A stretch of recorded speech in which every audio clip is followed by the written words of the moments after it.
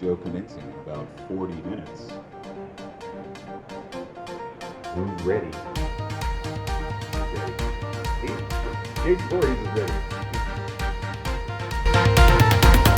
Take everything we got, give it an honest shot, turning it on and off, we've been sliding, riding the highest dream, keeping the fire real. I call for you. Hold your gun, cut the wire, aim for fun, with a light your fire. I've been flying up the ceiling, taken by this feeling, maybe we're invincible at last, fueling every engine, power is descending, maybe we're invincible. Over the coming days, let's cut to the chase, we're gonna beat this maze. Hi everyone, Chris here. Welcome to day two of Comic-Con. Who's ready? You guys ready? You guys ready to see some exciting, great stuff in Chicago Wizard World 2021? This is going to be the last show of the year. I was just going to say of the world, but of the year, I mean. So, with that being said, let's get to work. Let's have some fun, and here we go.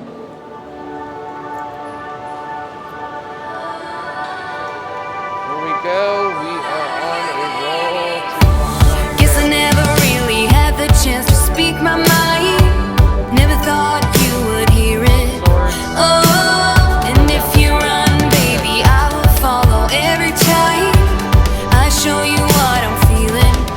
You got me going, can't control. Fingers crossed, you take me home. So play me all night, hold me tight, keep me in the spotlight. Show me what it's all about. Just take the shot, morning's getting closer. I'm waiting on you to tell me it will be alright. And I think it's time we try this out. What are you waiting for? Hey Jay, here you go.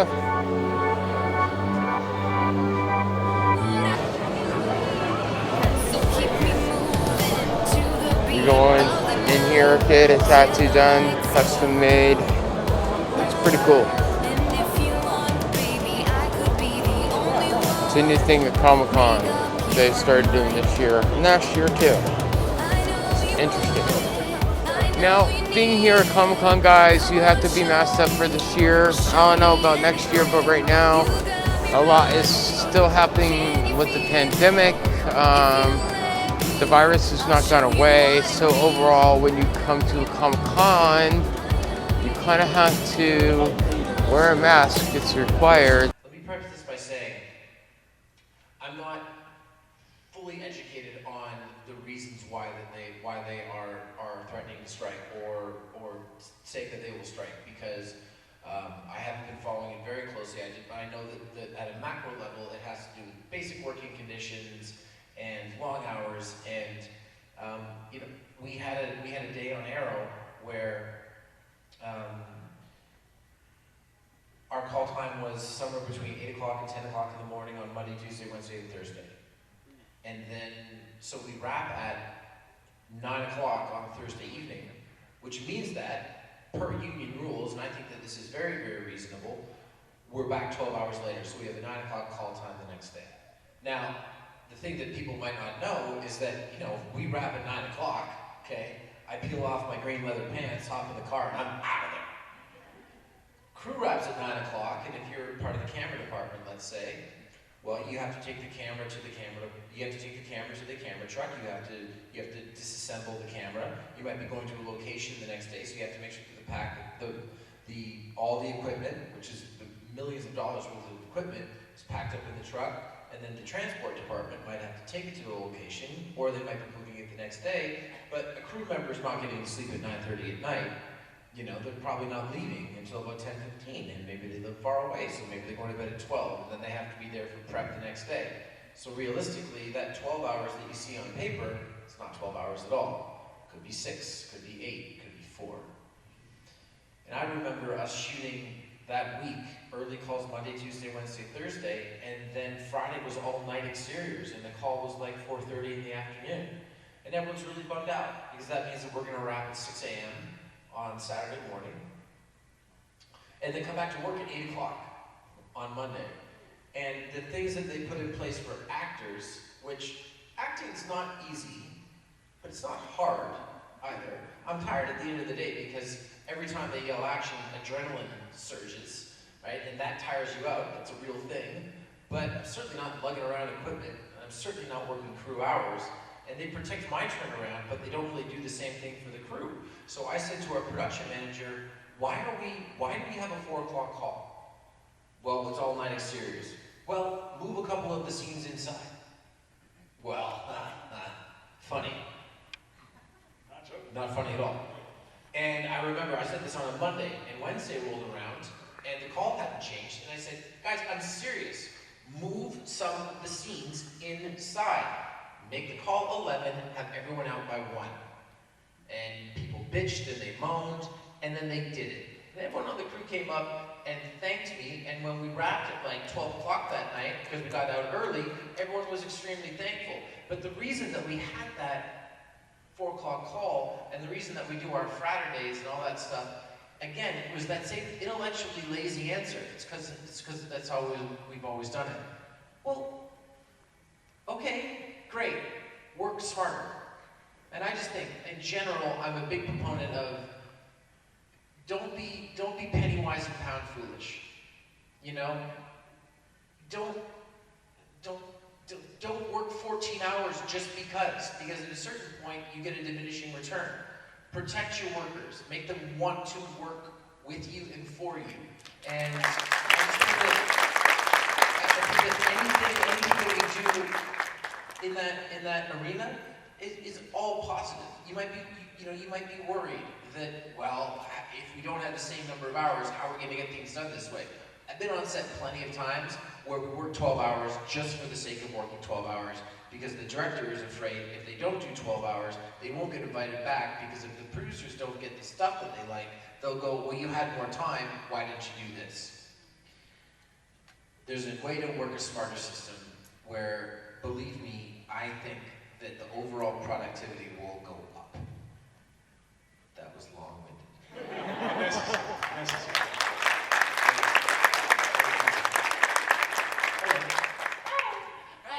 Would you rather have a more physically demanding role or mentally demanding role? Can I switch to mental? I'm really excited to do something that is really, mentally and emotionally stimulating. But as I was mentioning earlier, the physical part of the job is just really it's just a part of the job, right? Like it's no different than learning an accent or going somewhere emotionally in a scene. It's a real thing when the first assistant director yells roll sound and the bell goes, whether I'm nervous or I'm not, or even if my heart rate's staying the same, and it stays the same now, which is a fun thing and a fun place to be as an actor, it's just that little endorphins, they fire. Which is why, if I'm fighting in a cage all day, or if I'm doing an emotional scene where I'm just sitting in a chair, my level of exhaustion at the end of the day is not particularly different. That being said, can I play like a psychologist or something like that? That'd be great. That'd be great. Yeah, I'd like to do the next season of In Treatment on HBO. Thank you. Yeah, but you didn't mean like the fighting psychologist for some reason. Yeah, all of a sudden I'm getting attacked by all of the patients. Hi, my question is, what was your favorite crossover to film, and then your least favorite crossover to film? My least favorite crossover to film was Crisis on Infinite Earths. Yep. Reasons. No, honestly, it was so big. The final version of it, what you guys see is great, and that's why we do it, and that's why I love doing them. But shooting it was legitimately, I was just legitimately like, where am I? Actually, someone tell me, what show am I on? Okay, what's just happened in the story? It was really, really difficult because we were also filming it as we were filming the ending episodes of Arrow. So my heart and my head and my neck were in like different places at different times. My favorite one was, the mini crossover that I did, or appearance that I did in the first episode of The Flash was great. That was really, really fun. But my favorite one was the Elseworlds, where, spoiler, where Barry and I swapped bodies or identities. Yeah! The Flash hat. Yeah, that's it. That was so rad. I loved that so much. It was really, really fun. Awesome. Thank you. Hello. My question was, how far in advance did the writers let you know, or did you want to know what was going to happen in the current season that you guys were on? And then to add on to that, like, did you know if people were going to return? Like, for instance, Colton Haynes was on and off the show, and Emily, did you know she was going to come back for the last episode? 'Cause I was like, is she coming? I knew that she was going to come back for the last episode because I made sure that she came back for the last episode. I was going to be really Don't repeat that.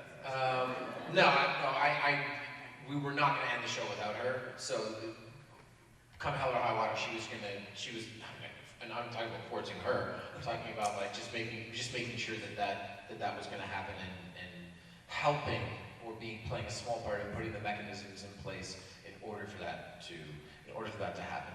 When it came to overall storylines, I would typically sit down with the writers and I would know the big path as to where things were going to go. And then I'd be part of the brainstorming sessions. Like in the in the first season of The Flash, when we did our first crossover, so not my appearance in the first episode, but when Barry and I fought, actually, I went up to the writers and I said, you know what would be cool? What's that? I said, you should have Oliver run into the guy from the flashbacks, and the girl from the flashbacks in season 2 that he probably has a kid with. And he should just run into her, like, at Jitters. And they went, it's a good idea. And of course, and then from that, we get William and a whole major storyline. By the way, Jack, who played William, got in touch with me the other day. And he was asking for a letter of recommendation because he was going for university. I also really enjoy coming here to these cons because someone will come up to me and they're like 20 or 21. They tell me about when they started watching the show in 5th grade. And I'm like,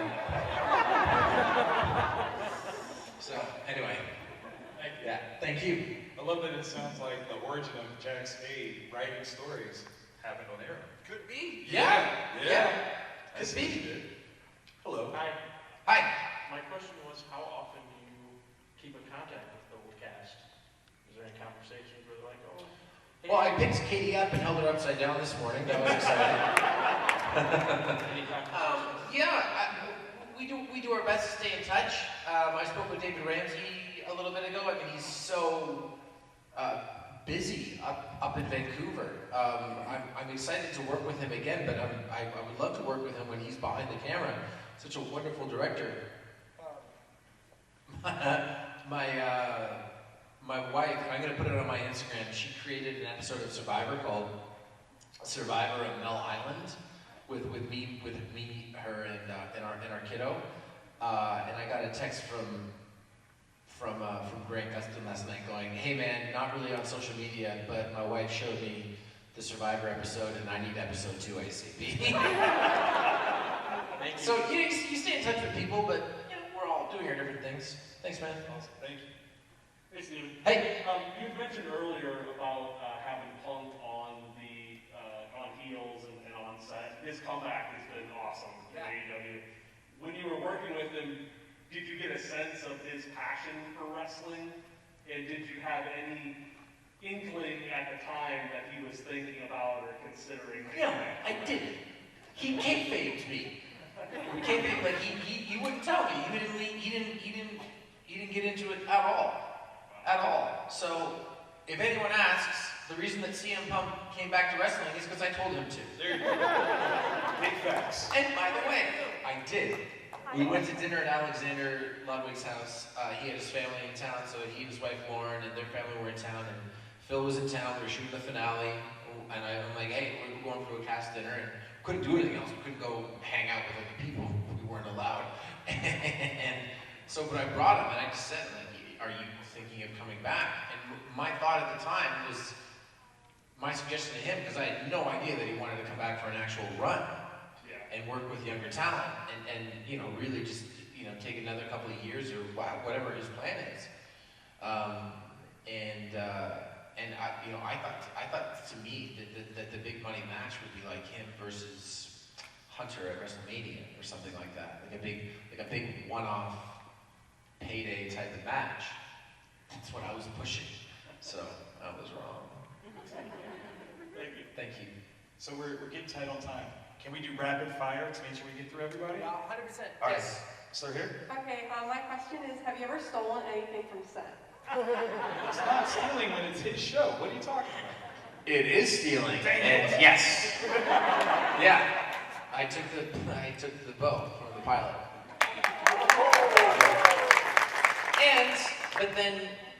But then gave it away to a young girl at San Diego Comic-Con. She kept it for a year, gave it back, and then I gave her an Arrow jacket. Nice. Yeah. Nice. Thank you. Thank you. That's all I stole.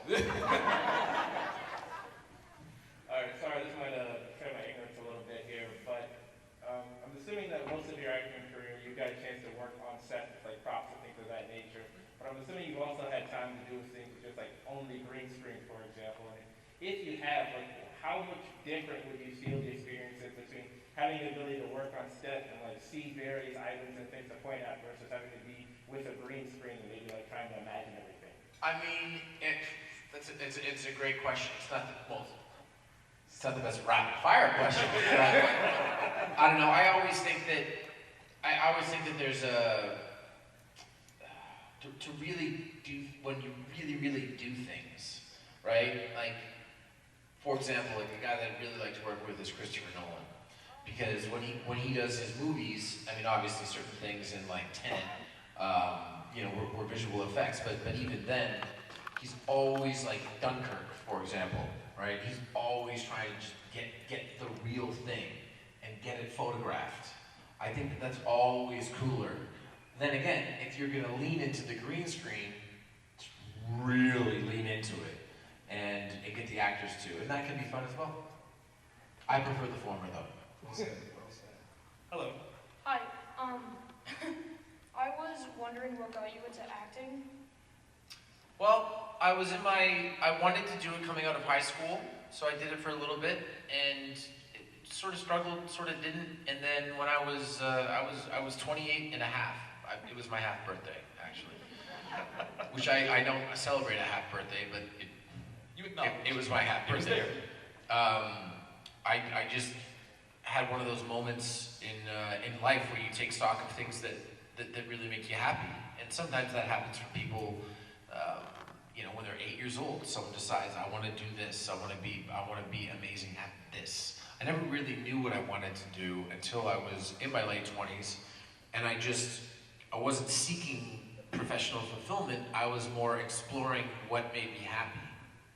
And acting, one of the reasons that I'm able to throw myself into it and do things that are physically demanding is because I love it so much. So I always feel like it's giving me more than I'm giving to it, which I think is critical for anything that you want to do in life. If you do something that you love, it's amazing. So after making that decision, that's when the jobs started coming and the work started coming, because I was there for good reasons. Thank you. Thank you. Oh, me and Robbie. Yeah, I mean, we start production of the sequel to Code 8. Production starts Monday. It starts working on Wednesday.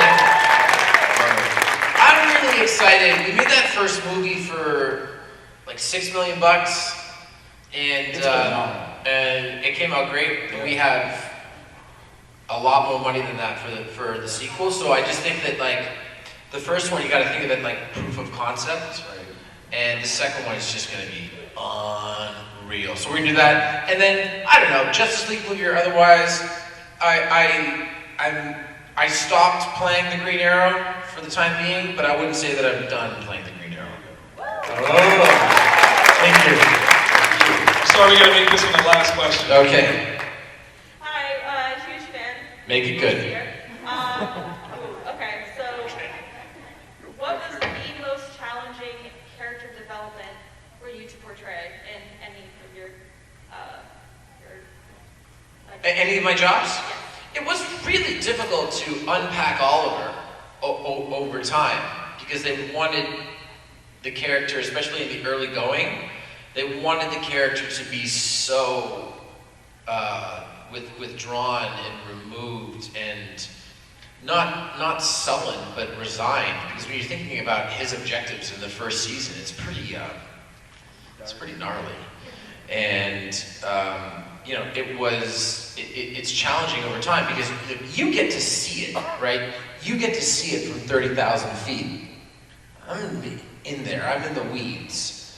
And so just the subtle moments where you try to find areas for that character to open up. And then if there was ever any pushback between me and producers on the show, I would think that sometimes as I'm trying to open up the character, trying to make him more sociable, trying to make him more thoughtful and humanize him a little bit, sometimes the writing would push back to, well, Oliver's just this loner, and I'd be like, I don't necessarily think that that's jiving with what's coming out on screen. So we would have a good discussion about it and adjust it if need be, or keep it the way that it was because I was wrong, which apparently has happened once.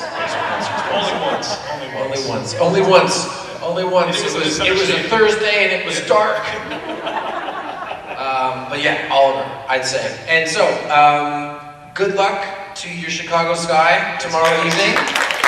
And anything else? Let's do it. Wizard World Chicago, number one of your program, number one of your hearts. Stephen Amell, make some noise.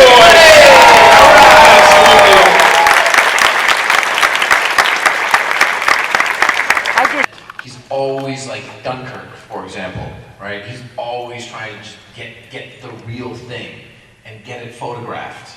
I think that that's always cooler. Then again, if you're gonna lean into the green screen, really lean into it and get the actors too, and that can be fun as well. I prefer the former though. Well said. Hello.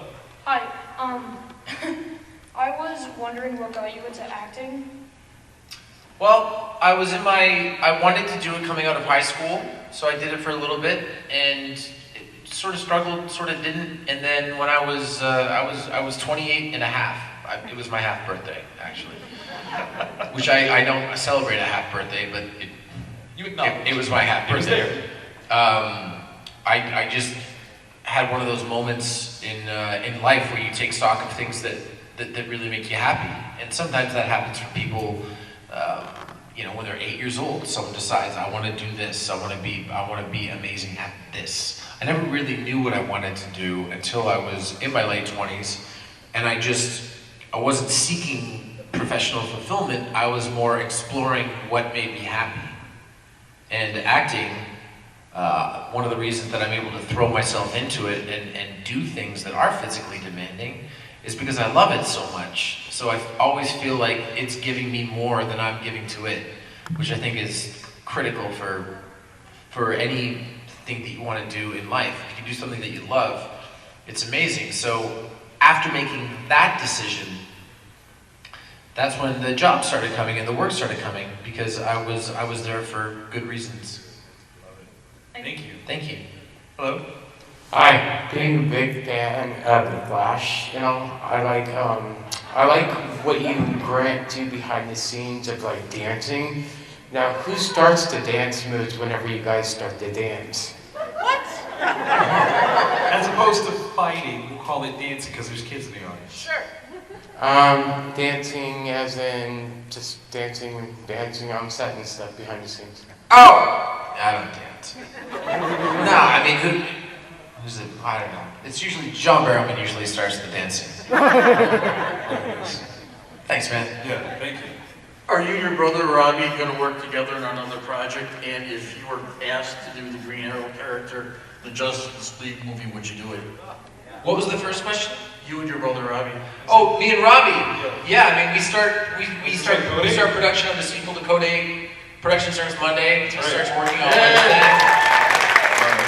I'm really excited. We made that first movie for like $6 million, and it came out great. And we have a lot more money than that for the sequel. So I just think that like the first one, you got to think of it like proof of concept. And the second one is just going to be unreal. So we're going to do that. And then, I don't know, Justice League movie or otherwise, I stopped playing the Green Arrow for the time being, but I wouldn't say that I'm done playing the Green Arrow. Oh, thank you. Sorry, we got to make this one the last question. Okay. Hi, huge fan. Make it good.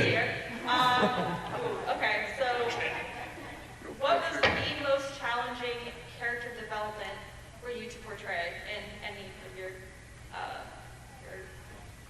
Any of my jobs? It was really difficult to unpack Oliver over time because they wanted the character, especially in the early going, they wanted the character to be so withdrawn and removed and not sullen but resigned, because when you're thinking about his objectives in the first season, it's pretty gnarly. And you know, it's challenging over time because you get to see it, right? You get to see it from 30,000 feet. I'm in there, I'm in the weeds. And so just the subtle moments where you try to find areas for that character to open up.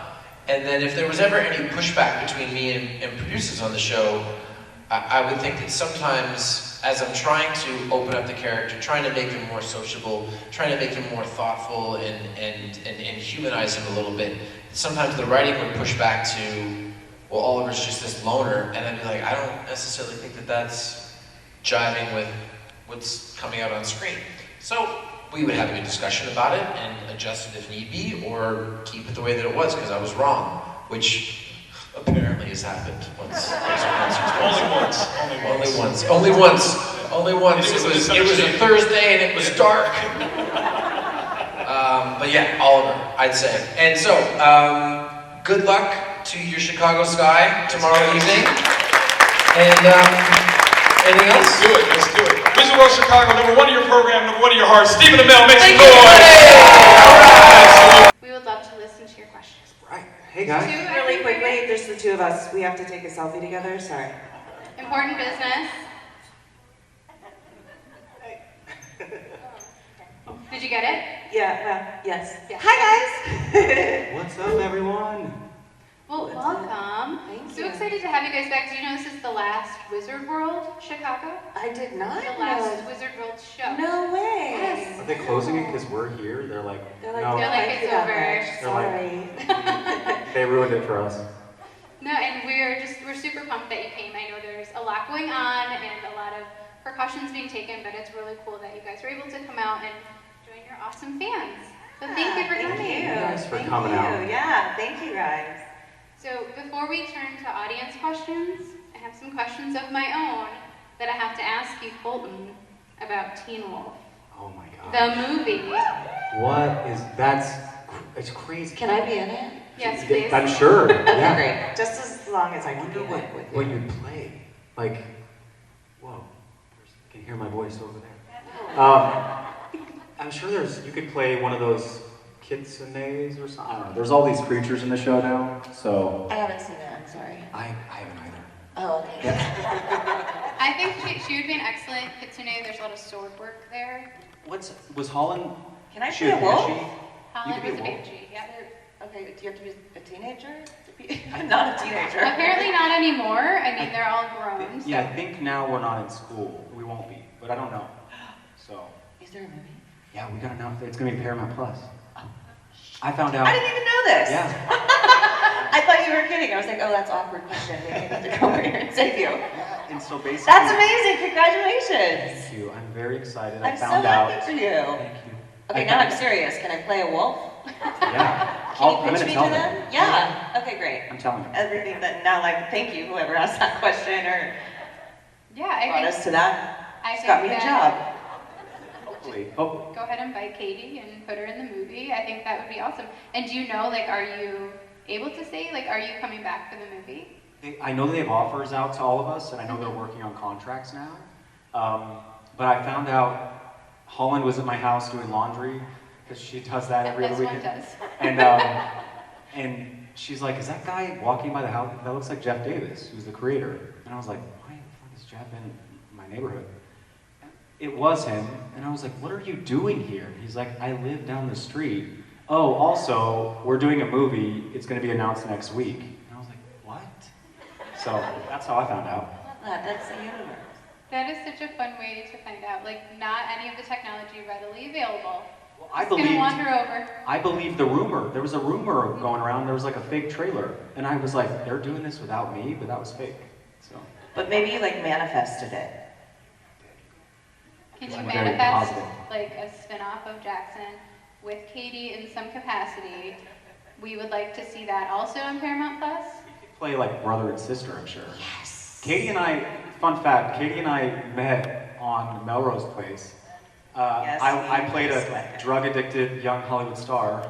Art imitates life. And Katie played my publicist. Not anymore. Don't do that, kids.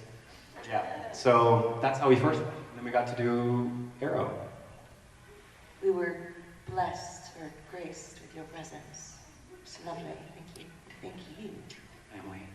Now your family and the Arrow family, speaking of, what has that been like? Because it's, you know, started off with one show, really expanded out to all of these. I know you've been on Legends before, and Flash, right? You were on a couple episodes of Flash. What has that been like, just to see it expand and then see it kind of continue on in these conventions and online space? I mean, when I read the pilot and we shot the pilot, but even just, I just knew, once we started shooting season 1, I remember looking at Greg Berlanti and one of our other creators, and I was like, you guys are doing so much more than just this. I know that you've got like big plans. I'm not sure what they are, but I know you're doing more than, and they were like, what do you know? And I was like, I mean, you just have Flash in one of our episodes, and I'm pretty sure he's a pretty big deal in our world.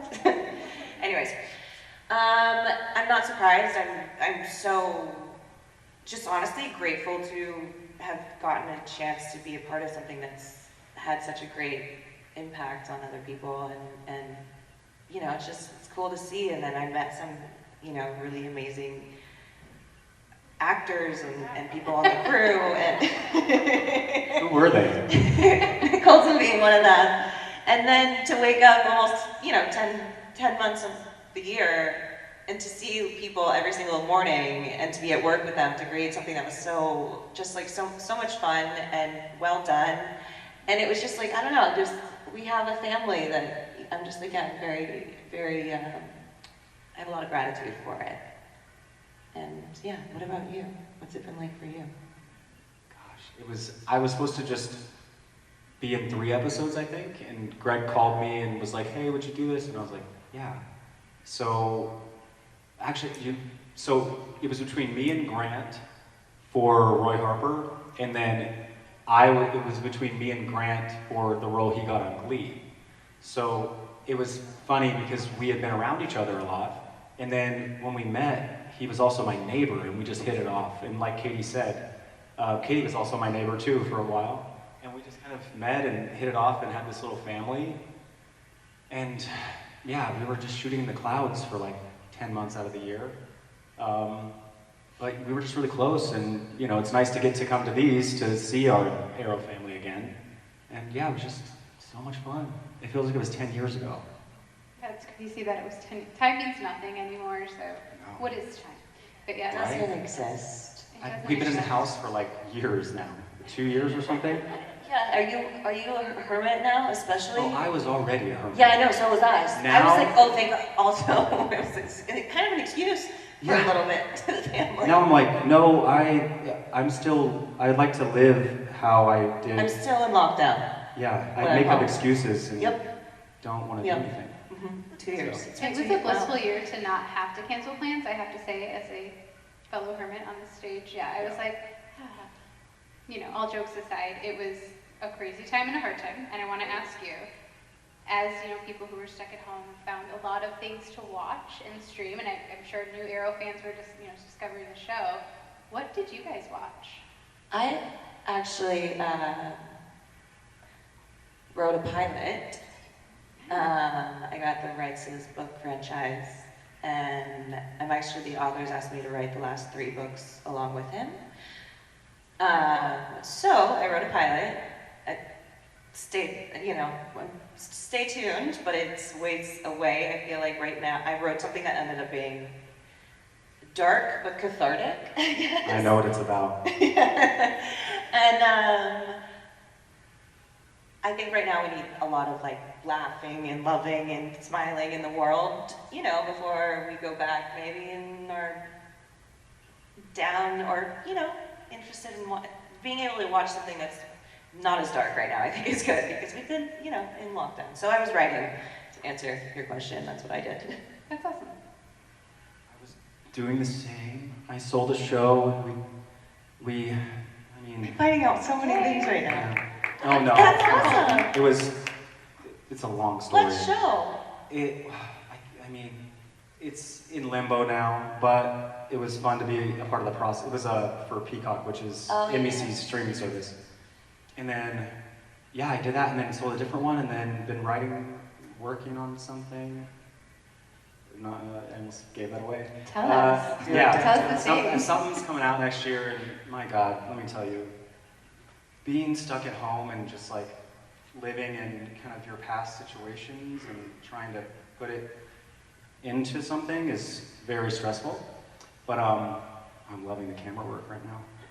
Like you can see them Hit it in tight right on. I'm like, I look really drama shot. It's tan. Well, I was like, I wanted to see because people were like, you look tan. I was like, I went to a tanning bed, so. Oh, good. Just for you guys, so you're welcome. No, I'm kidding. But I've been working and doing that and not sleeping, and it's been a couple, 2 years of a lot of work, but I'm happy to be done Monday in a couple days. So yeah. I can't say anything about it yet. You'll hear about it. You'll be able to see all of it probably in June. I don't know yet. Well, congratulations to you both. I mean, that sounds awesome. Writing and things you can't tell us, but I'm already excited about it. I see we have a couple questions lined up. Are you guys ready for some questions? Bring it. Ready. Let's start over here. Hi, I'm Maya. Nice Hi. to meet you both. Big fan of Arrow. I have a question for you, Colton. Might be a little bit of a throwback, but I really loved the Dan and Shay cover you did with Travis. And You and me. do you have any plans, or would you ever want to do more music or even put out an album?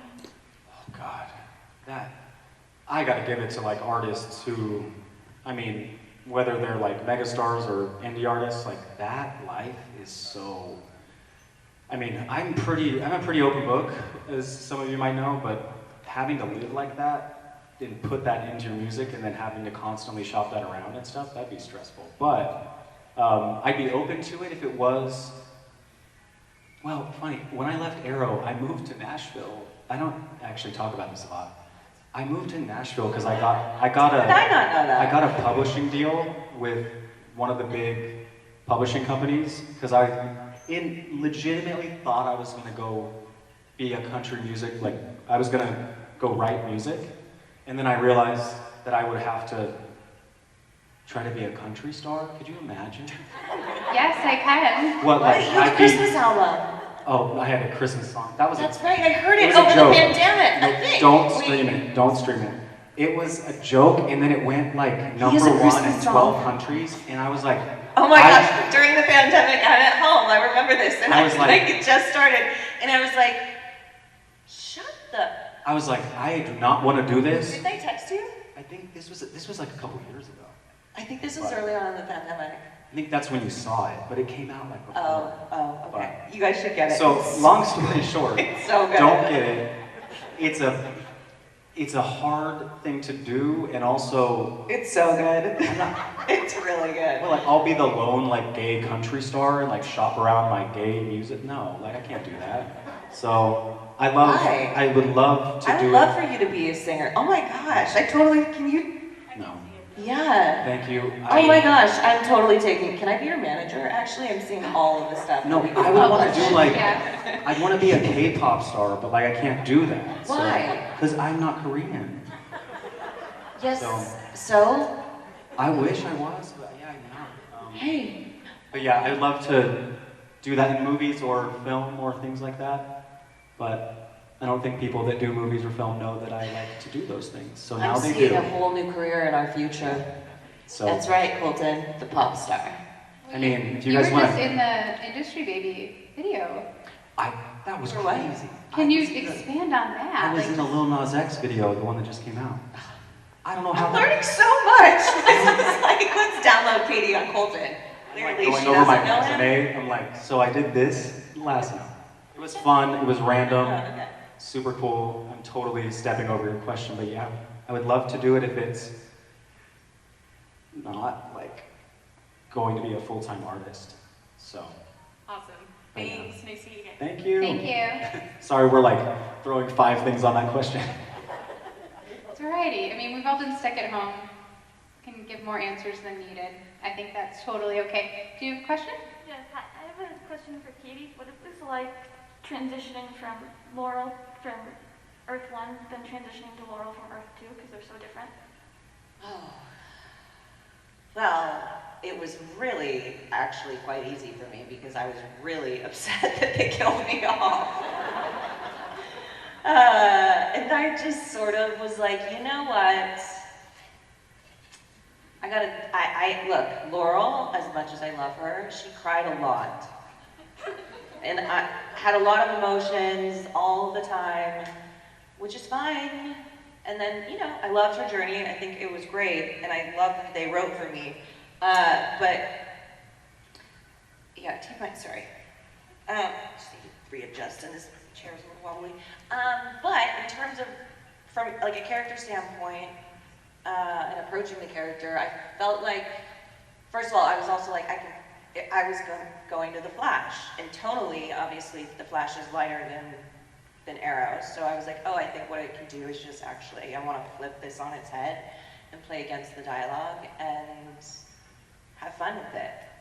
And I guess everybody, you guys, thank you so much, because when you guys go on Twitter or social media, you guys basically brought me back from the dead, because people were really upset that I got killed, and then, yeah, you guys loved the performance on Flash that Arrow was like, oh, well, we want to bring you back. We might have made a mistake. So I was like, I would love to. I mean, I was very happy to see my family, you know, again, so. But yeah, I hope that answered your question. Thank you. Okay, good. Thank you. Thank you. Over here. Okay. Hi. It's really nice to meet you guys.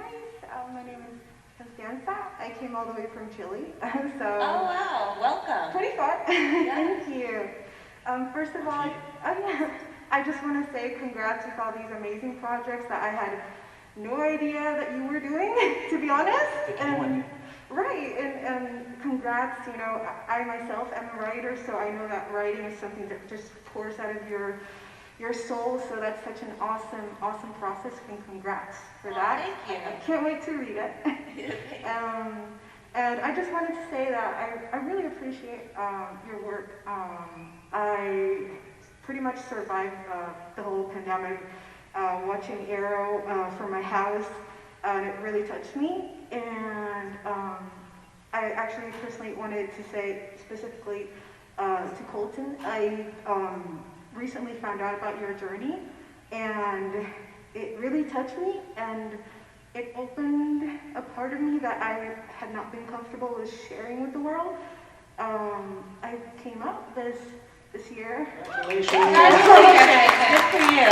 Thank you. And I'm comfortably myself, fully myself, on my pansexuality. And I thank you for that because you inspired me to do that. Thank you. I'm sure you feel like a weight that literally just, yeah. It's out of this world. I feel freer than ever. So thank you, and thank you guys for being there for me.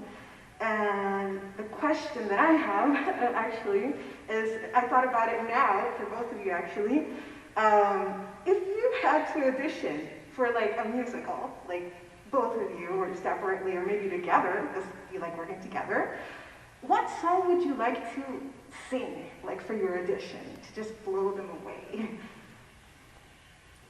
What song would you sing, Katie? I have to think about this. Can it be the Christmas song? No. Because I want to hear it. Look, we... I would do Roxy Ooh. from Chicago. I think... And you'd have to, because you just dyed your hair, you can wig it. You did what? You could, isn't she blonde in it? Oh, well that's fine, I'll wig it. And since I'm a They producer... said, what song did you want to sing? This is my song. Since I'm a producer of this project, Oh. I'm requiring you to look just like the character when you come in, or else you're not auditioning. Okay, fine. No. When and where? I'll be 20 minutes early. I would watch that. That's a great audition song too. I don't know. I would sing like anything. That Jason Robert Brown is like an amazing songs for New World, but a lot of people don't know about that musical. I always sing Tonight from West Side Story. That's like always my go-to. Or, oh my gosh, what was the Rocky Horror Picture? Something from West Side Story, I think. Or Gavin DeGraw, I Don't Wanna Be. That was my audition song for like 10 years. Awesome. Thank you so much, and nice to meet you. Thank you, nice to meet you. And congratulations. Thank you. Hi. Who Oh, said hey. hi? Hi. Hi. I realized I forgot to the other mic from somewhere. I'm sorry. Can you guys hear me okay? No. I can hear you. I can translate. Can you tilt it down towards you? They told us not to touch it, but okay. Yeah, there you go. Okay, thank you. Hi, first of all, Colton, thank you for being a great LGBTQ icon and rep. I appreciate it more than anything, so thank you. I appreciate it. My question... Earlier. Huh? Saw you earlier. Yes, you were wonderful, and I appreciate the time you took, so thank you. My question is for both of you. I wanted to ask about Green Arrow and the Canaries. So, I don't know if Colton, if they ever had done it, would you be interested in coming back as Roy? And Katie, was there anything you were hoping they were going to do if they actually lit it? Because they were talking about making it a whole series, right? Yeah, I would say, great. It also needs to be in my contract that Colton is a series regular as well. And also, I need to direct. And a write. lot. I think you should write. And potentially, yeah. And show run, just like Thank one you. woman show, right? I'm working my way. How many you know. episodes did you direct of Arrow? Was it? One, because it was the last season. It was 803, and then I actually, if the spin-off were to go, I was actually going to direct more, which I can't wait, but then, we all were on lockdown for 2 years. Did you forget about that? There's this thing, it's called coronavirus. Don't breathe. Okay. So, I lost track of my train of thought. Oh, what's? Like, is there anything for Laurel's character you would have wanted to see if the show had taken off? What would you want to see?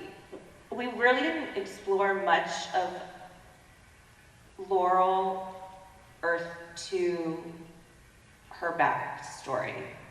Okay. We didn't really get to see her world. We did, because it got destroyed, I guess, in 2. So I don't know how that would happen. Flashbacks? Yeah. Yeah, maybe. Yeah. What happened? Why did it not get picked up? I have no idea. Was it just a victim of timing? Like, was I think it that right at it the was start? played a huge factor, I think, because literally, think about it, we finished in November, when we would have gotten noticed that the whole world was shut down in April, May, so if they didn't know, I don't know if they know. I have no idea. I'm gonna start a rumor. You guys help me, okay? I think it's the Powerpuff Girls' fault because they came in and they like got the slot or whatever in CW.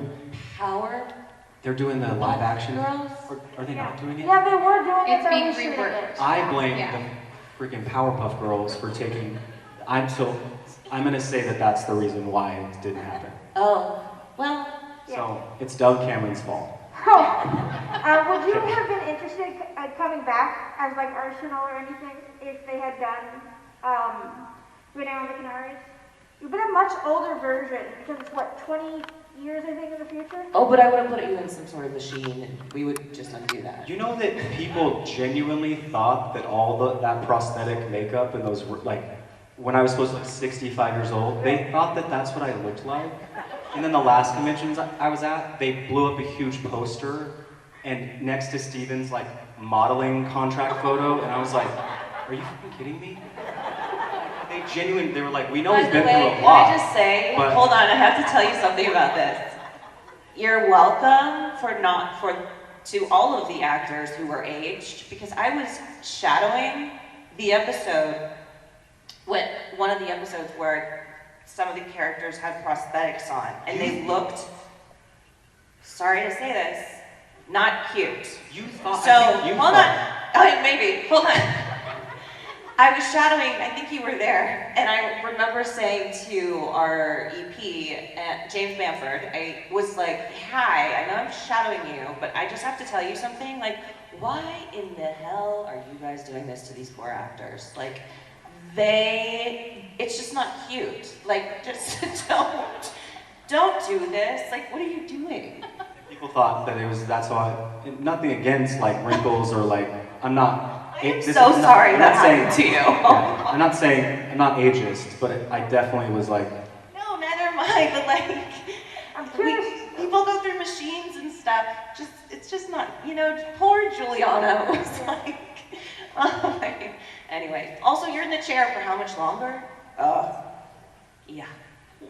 But I'm just gonna To be in it if they have, but like I said, it's the Powerpuff Girls' fault. It didn't happen. It was all Bubbles. Bubbles killed the spinoff, yes. Thank you so much, guys. Thank you. What am I even saying? I don't know, me Trying to either. start a war between the Powerpuff Girls and the Arrow Panda?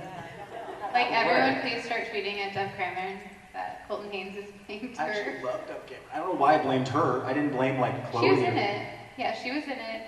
They're reworking that pilot though, so I think it was a little too campy for the executives at CW. So they want to, I don't know if they want to make it more serious, but even Powerpuff Girls are like, that's what it is. Like they're campy, you know? So, yeah, I guess we'll see. If Bubbles is like all of a sudden like depressed and like mad at her parents for like not treating her right, I'm gonna be pissed because she's supposed to be bubbly. I don't know why, I'm not a big fan of the Powerpuff Girls, so can we move on? See, this is what's happening. Katie's Okay, furthering. next question. Katie's furthering the fight. Yeah, you heard it here first. Katie hates the Powerpuff Girls pilot on the CW, and she doesn't like Dove Cameron either. I don't know about all of that, but I'm just over, we've wasted too much time talking about Powerpuff Girls. Next. Over here? This is for both of you. If you could be any other character in Arrow, who would it be and why? Catwoman. Not in Arrow, just in the DC universe, but I don't know, maybe. You would play a great cat. Also, I have 3 cats. You do. You can check out Carlos on Instagram. His Instagram handle is, you can call me Carlos. The letter U. Do you follow him? I do. Oh, thank goodness. He would be really I pissed told if you he about didn't. I told you about those backpacks, the astronaut backpacks, and then I think you made some. Oh, yeah? Yeah. Oh, yeah. He's an entrepreneurial cat, if you will. Okay, so now I want Catwoman with like a Sorry, satchel of cats on her back. Yep. I think that would be like a great. I another mean, spin-off. didn't Michelle Pfeiffer have like a bunch of cats in that movie? She did. Like Alley Cat, she said. I think Catwoman should have her own show starring myself. Start that rumor. Start that rumor, guys. Start that rumor too, because I would love to see that. Colton, And who I'll would you want to play? Like, oh no, I pretty much already played Robin with Roy Harper, kind of. But I would be, I don't know, a lot of characters. Oh, I also want to play the Joker. You could do that. I would be a real good Joker. You'd be yeah. I would, God, I don't know. I don't know a lot of them. I So would we're play, doing like gender swaps. Could we vote for you to be like male Harley Quinn? And Is there a male Harley female Quinn? Joker? Yeah. I think that would No, be there's not, but there can be. So we. Oh, we you just. play. Yeah. What are you doing for Halloween? We should put this out there. Just Start that rumor ticket. Constantly, just like. I That would would be really cool. play. Who was? I don't know. I just want to work with Robert Downey Jr. So if he has a son, but on Arrow I would want to play Felicity if that was a different thing, but I can't do that obviously. So. Felicity's a great answer. I like that. I don't know. I should have that answer ready because I'm asked that a lot, and I'm always like, I don't know. Like too much. Robin. So you mentioned Robert Downey Jr. So if you were in the Marvel universe, you'd play any character in the Marvel universe. Not to besmirch DC, we love them. But who would you want to play in the Marvel universe? Well, I wanted to play. Things I shouldn't talk about. I was gonna play. Powerpuff Girl? Yeah, that would be awesome. I was gonna play. Well, I thought I was gonna play a character, and the reason it didn't work out, I think I told you, I was like in this process of testing for this huge character in the Marvel universe. And then the last step, when I was like, thought I was gonna get it, they basically were like, you already worked on a superhero show. And I was like, well, you could have told me that after 4 months of waiting to play this iconic character that now I don't think I'm gonna get, well, I won't get to play now. So, but yeah, I can't tell you who it is, but it was one that people were talking about me playing online. But I didn't say it. Research and shut it up. I'm not looking over here because if I see anyone, yeah. But yeah, I went through a whole process, but I didn't get to play it. So I don't even know if that was I don't know the question. I asked if you could play anyone in the Marvel universe. Who would you pick? And mystery unnamed person would be yours. Mm-hmm. Yes. Okay, Katie, what about you? Oh, please say Scarlet Witch or something. I was gonna say Deadpool. Is that? No, that's still Marvel. I love where your head's at. Like, yeah. Yes. Deadpool. Yeah. No, I think that would be awesome. Yeah. And like crazy. Yeah. Go ahead. This question's for Katie. You've gotten to work on a lot of different WB, CW shows over the years, Supernatural, Gossip Girl, all the Arrow shows. Which one was your favorite to work on and why? Arrow? That is so not true. I know it wasn't, but. No, but thank you. I loved you on Gossip Oh, Girl. thank you. I'm sure I would love you in Teen Wolf. I just haven't seen it. And I'm busy now thinking about how, like, it's gonna go down with the Powerpuff Girls, so I'm busy. But I'll watch it at some point. You have a lot of anger against them, so I think you need to work that out Put it before. out there. I'm just saying, I blame I you keep for getting that. notifications, like, I think their Dove's ready for the fight. It's crazy. It's like, Looking at it, oh, that is your cat. oh, that's my cat. Sorry. Arrow. Why? Incredible fans and also incredible people, and I'm just, again, grateful and have so much gratitude for the whole experience. It was amazing, and I got to go through quite a lot emotionally on many levels. And yeah, Arrow. Speaking of Gossip Girl, the new show, have you been You ready for those? this? You'll appreciate this. So, yeah, I haven't seen it. Apparently that's a theme of mine. Well, you've been busy writing, so you Yeah. get that pass. However, I did reach out to Josh Schwartz and Stephanie Savage, and I was like, oh my gosh, I would love to direct an episode. Awesome. Juliet Sharp is a great director. I never heard back. Just Twitter, saying. guys. To You Twitter. don't understand the frustration. It's like, hello, I know you guys are really busy with your new show. I'm just saying, I want, it would be cool. That would be really cool. And we're gonna manifest that too. Yeah, we'll manifest We'll have Colton manifest it. He's a good manifester. Miss Sharp will always live in our hearts. Forever. XOXO. Gossip Girl. Hey Katie, my name's Dave, I just met you. Gonna change course here. In this day and age, music, to me, is what helps me get through this pandemic, especially your dad's music. I just want to know, do you ever plan on going back in the studio at all to revive, like kind of a singing career? I mean, not just because you have the famous last name, but, I mean, was it fun for you when you did your single? No. No. In fact, that's where it stopped, because I was young, and I didn't want to be, I don't know, it wasn't something, it's not, I love singing, but I would do, a musical on Broadway or a musical, if it is a television show or film, but in terms of like actually becoming a pop star or a singer, it's just not where my heart is. I think that my family has done a lot of that, and they're incredible at it. So I'm like, great, this is my thing. I'm good with writing, directing, and acting, and singing, sure, but I'm gonna leave that to them. But I would definitely, I just didn't also like the recording studio, it just wasn't for me. No, I respect all your work, and I respect you as an individual going in a different direction. I was just curious if you ever had the itch or the urge to go back in there and try it again. Yeah, no, I understand. And thank you, that was a good question. Thank you. Speaking of music, I would like to throw out and manifest, if you will, Arrow the musical. I feel like, you guys all have such great It's so voices. funny. I was like, didn't they do that on The Flash? Or? There was like a musical episode, or maybe a couple of them actually. And I remember them, I was like, do they think they're gonna get us to be doing a musical? I wanted them to. No.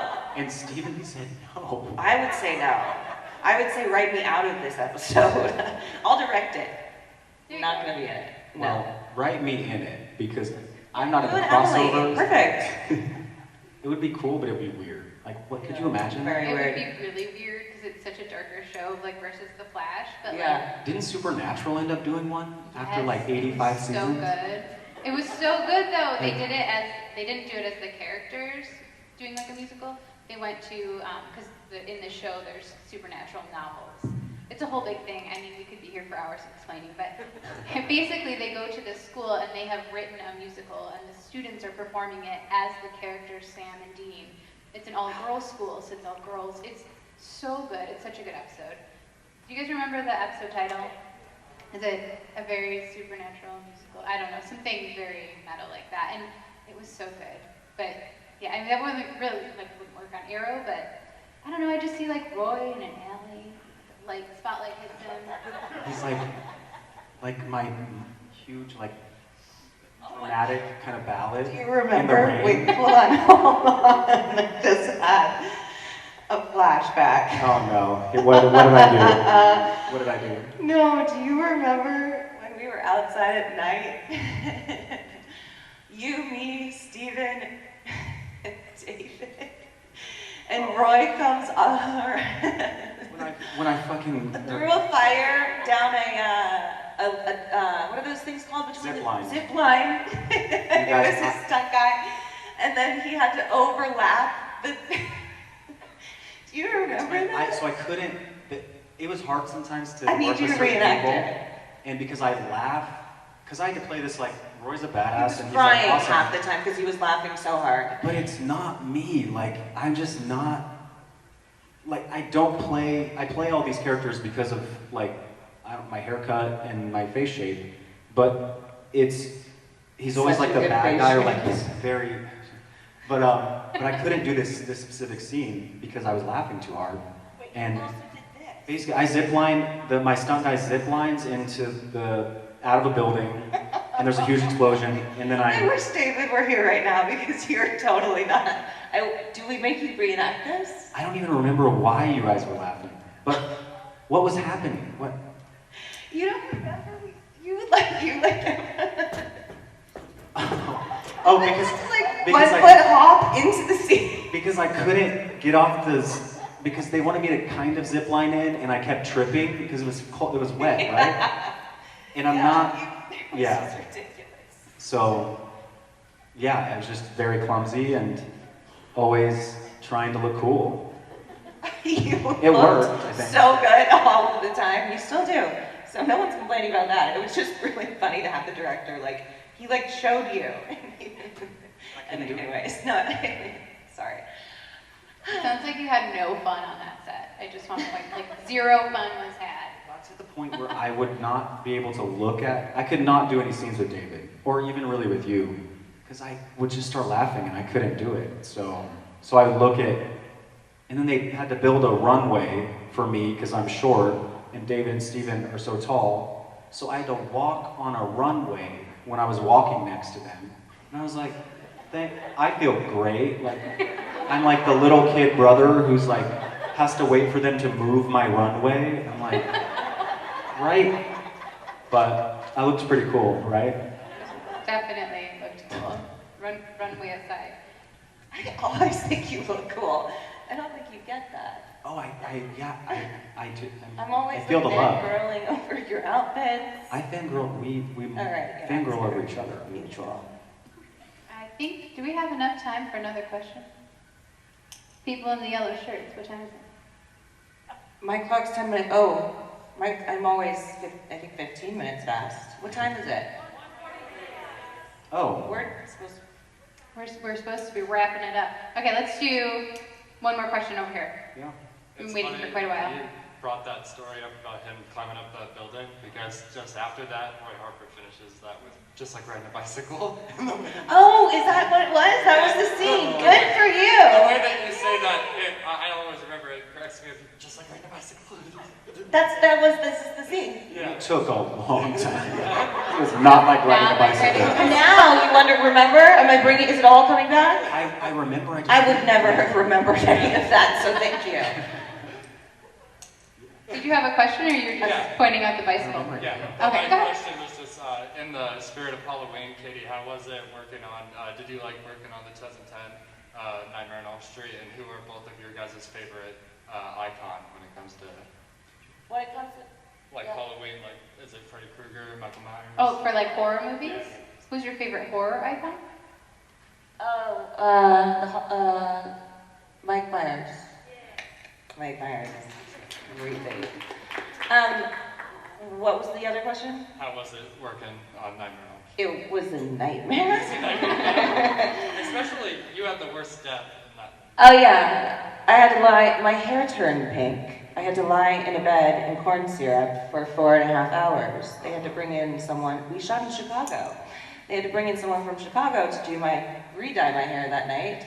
It was a nightmare, but also there's a scene they didn't put in the movie. This director had me crawling through a tunnel of dirt that was so tight, and he poured buckets of dirt on my head and had them drown me in dirt, and I died in the bed. I get flung around the room, and then Chris falls and dies in the bed. Okay. Nightmare on Elm Street.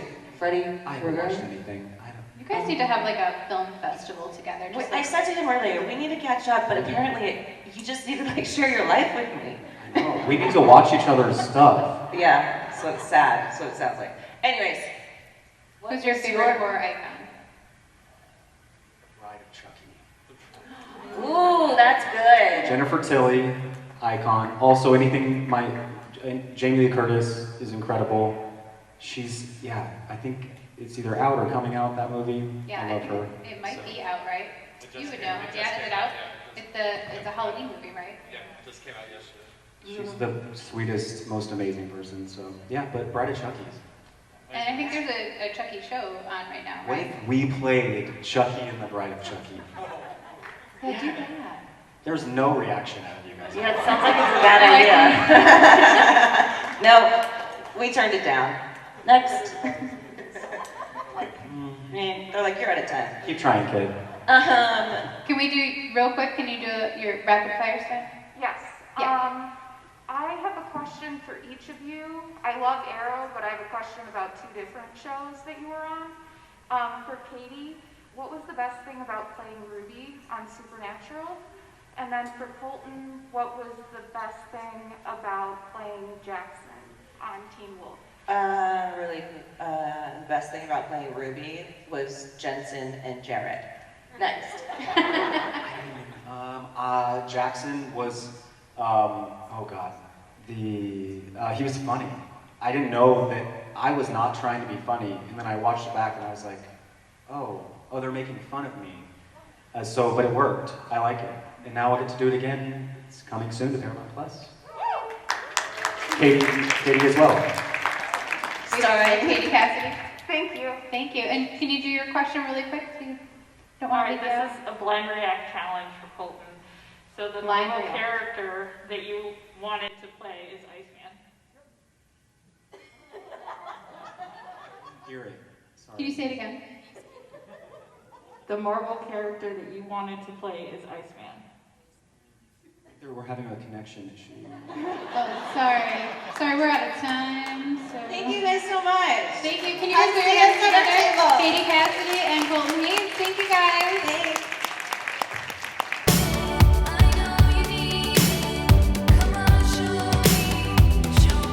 You got me going, can't control. Fingers crossed you take me home. So play me all night, hold me tight, keep me in the spotlight.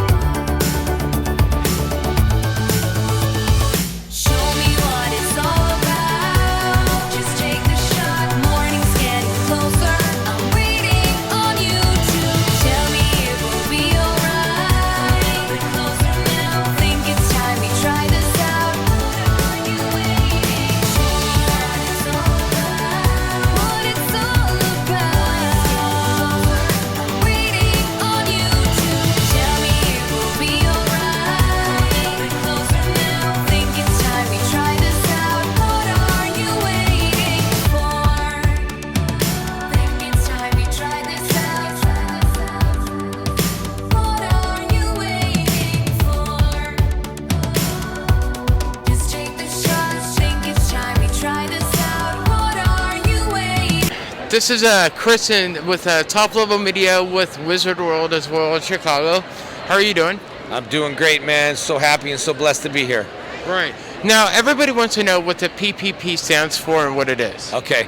The PPP I started a year and a half ago means the Power Ranger Protection Program, where I went out to help comic book shops for free. I paid my own way, did whatever. Originally drove by shops and just signed stuff for free and left just so they could sell it. So I've been doing that for the past year and a half. Huge turnout. They take a number. There's hundreds of people waiting in line today, but they take a number, and when your number's called, you come up. So you'll never get a chance to see so many people in line. And I've signed a record signing of like over 14 hours straight at some of the shops. And I raised money for them, so I've left over about $400,000 in merchandise in the last year and a half. So I've been busy in the last year and a half, doing over 100 shows. Right. That's wonderful to know. And so basically, what else do you have going on in the future? Well, I'm doing, as you can see, the new movie called The Legend of the White Dragon. Michael Madsen, who was in Reservoir Dog, Donnie Brasco, one of my favorite movies. He played my father, which was a very touching moment in the movie. Mark Dacascos from John Wick, the Crow series, Double Dragon. He's in my movie, which is awesome. So if you didn't see John Wick 3, go check it out. He's the bad guy in it. Also, we have Mei Ling, who just did Suicide Squad with Michael Rooker. She's in our film. And then the biggest of all times, too, we have King Batch. King Batch is actually performing tonight at a comedy show here. He is everywhere. He's been such a blessing to us. He plays our mentor in the movie. And then we have Jason Font from Power Rangers, Sierra in the movie, and then my daughter, Jenna Frank, who did an amazing job in the movie. And then we're going to make 2 more announcements, 2 more cast members. We've already done filming. 2 cast members that are huge. One is huge in the DC universe. Everybody will know at Comic-Con. He plays the mayor, and then I'm going to announce my wife, who plays my wife in the movie. Right. So, how can people look up what kind of info, what you're doing, is such as? Well, they can follow me on the Legend of the White Dragon. That's LOT. This is on Instagram. LOT White Dragon. That stands for the Legend of the White Dragon. Or they can follow me on Instagram. All the information. It's JDF FFN. So that stands for Jason David Frank. Fearless Frank was my fight name. Nation is just JDF FFN. And I got to say one thing. This Comic-Con coming back has brought so many blessings to so many fans, because I've been signing nonstop, and I have the most powerful fans in the world, and I feel so blessed to be here with all these people and have a consistent line of exciting fans. So Wizard World, thanks for bringing me down.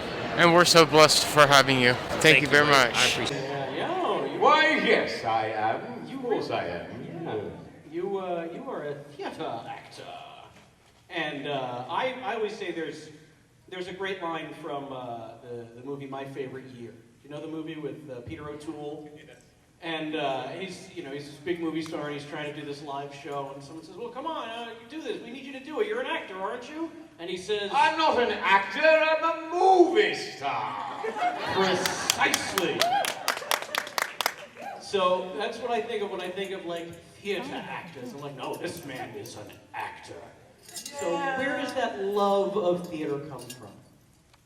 I was 10 years old, and I was doing my second play, and I was out on the apron of the audience, and I was singing a song, and it just hit me that I was all in the same room with the audience and the actors, and we were all together trying to make something memorable, trying to have a good time together. Yeah. And there was just a really intense sense of connection at that moment, and I just got bit. I felt not alone on a really deep level. Yeah. And I just always wanted to help make connection that way. Yeah. That's great. So you've just been chasing that ever since? Yeah. That's how you do it, right? You find the thing you want, you just keep going after it. Yeah, and that's why I like conventions, because it's like we're all here together, and we're all like meeting each other and talking to each other and building community, and that's kind of why I got into the whole storytelling thing in the first place. That's fantastic. All right, so keeping with the theaters, my last question, I promise I'll get to you gentlemen there. So your first professional experience, still in the theater, working on The Tempest. Is that correct? First professional, yes. Okay. Yes. Naked. That's you knew where I was going with this, didn't you? It always goes to me. Mm-hmm. Why did they get you naked, James? The artistic director, Bob Falls, who I think is still at the Goodman now, he had just taken over. He was at the Remains Theater, which was like a really edgy theater company up near Evanston, in Rogers Park, I think. And he thought that the subscription audience for the Goodman was too old and too conservative and too offendable. And so he, during his first season there, decided to offend them right out of the doors. He wanted, because you couldn't get a subscription to the Goodman. He had to make room for a younger audience. Yeah. So he put nudity into every single play. And one time, he was doing a play called Galileo. I didn't see this, but I heard about it. And I don't even know if I can tell this. Yeah, you can. How many kids do we have in the audience? How many kids do we have? Okay, Keep your hands down. We can talk about things, but we just have to use the right words, everybody. So it was Galileo, and there was one scene where Galileo was a scientist. There was I don't know why, but there was a bunch of people naked in a cage, and Galileo goes to talk to them. That was the thing. And Bob decided he wanted to be in the cage one night. I don't know why. So he disrobes and goes in the cage for the scene. Brian who's a wonderful actor but a maniac, sees it as Bob falls and he just tries to grab him in his and then Bob is like looks in the middle of his stage. So anyway, I was the sacrificial lamb in The Tempest, and I was playing. The Tempest is about the coming of age of a young woman on a magical island, and her father is a wizard, and he shipwrecks some people so that she can get a date, basically. And I'm the date. So I'm playing Ferdinand. I'm supposed to be the perfect man for Miranda, this girl. And so he decides to wheel me out on a hoop, spread eagle, like Da Vinci's Perfect Man sketch. And I remember, you know, at the first rehearsal, it's like, kid, we're going to have you naked. And this is my first job. I'm like, okay, why? Show me why there's in this, you know, where in the script is that one? And the problem is that right before the opening, before we went into previews, which is when you get an audience before you get critics, the lighting designer broke his leg in Denver skiing. So his assistant, because Bob was always like, it's going to be very, very tastefully lit, you know, a lot of shadows, don't worry, James. But his assistant lit it like a Vegas show, like just light. Just out there. And, but you could, like everyone was pretending to be so offended, they were getting complaints, but you could hear all the opera glasses clicking up every time. And then there's these like magical sprites on the island, right? And so there's a bunch of theater actors, and they decided to try to mess with me by showing me Playboy. Like I'm in the hoop, like tied into the hoop, I can't, and they're just like, bring it up, James, check it out, check it out. Thank you.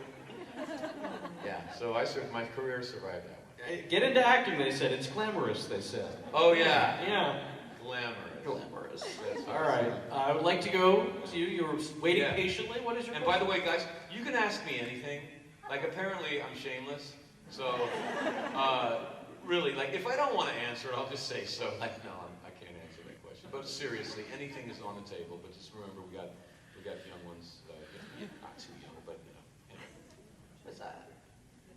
Nobody told me I couldn't ask two questions. So, the first being, now that they've confirmed Jessica Jones is coming back to the MCU and Punisher's coming back to the MCU, how do we get Runaways back? And the second is, yeah, you are like the only actor that like does the smooth transition out of like teenage heartthrob into seasoned terrorist and the father figure. How do you actually accept yourself instead of like these people that are like doing all the plastic surgery trying to be 20 forever? Oh, wow. Okay, so first of all, right to Kevin Feige. He's the guy that makes Marvel movies so good and has done such great stuff with Marvel television. I would love, I mean, who wouldn't? I would love to keep working for Marvel. And I love the character Victor. How many people have seen Runaway? Okay, so I love doing interviews about Victor because I'm always like, first of all, Victor is the hero of this show. And they're always like, you're killing a teenager every year.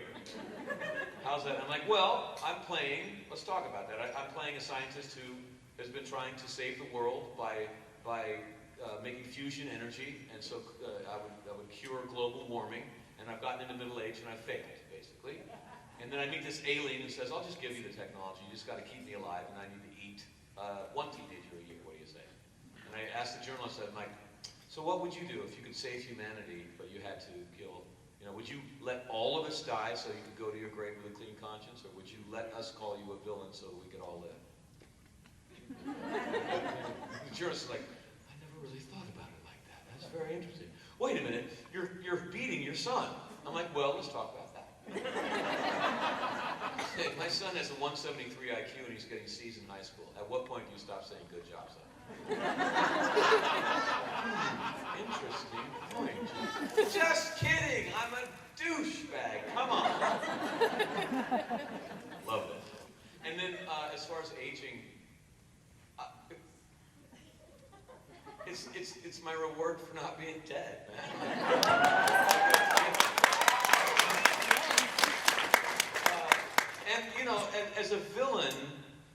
You know, what I want to be like the new Count Dooku. I want to be like the 80-year-old who can sword fight, you know. And of course, going to be like a computerized James at that point, but I want to be like the old dude. Oh, yes, I'm going to kill you so badly, you Jedi.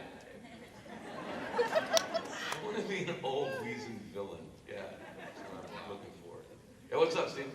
Okay, one of my favorite roles of yours is Declan Horn in Wedding Band. Yeah. So how did you get that role, and what was that like? And did you know that your co-star Melora Hardin is doing Dancing with the Stars this season? 3-part question. Why are you filming me? No comment on Dancing with the Stars. I'm not even going to touch that one. I'm not even going to go there. Good for you, man. Dancing with the Stars. I just so you know, they pay very well on Dancing with the Stars. I'm sure they do. Just so you know. That's fine. You may not see me on that show. Why not? So I got to play like an aging rock star, and I think they just offered it to me. I think they knew that I had a band, and I remember just having a blast with the role. And then one of the crew at one point, in between shots, they're like, "Man, you're not playing a rock star, you just are one." I'm like, "Got that right." Because apparently I was just living the dream, you know. I was just having fun with it. And then I just always remember a line. Someone says, my character goes, "I'm a rock star," and the other character goes, "Well, you used to be a rock star." And the guy goes, No, it's like a knighthood. They can't take it from you once they've been given it. You know, once you got it, they can't take it away. And I was like, I think that's kind of like being Spike. You know, you can't take it away.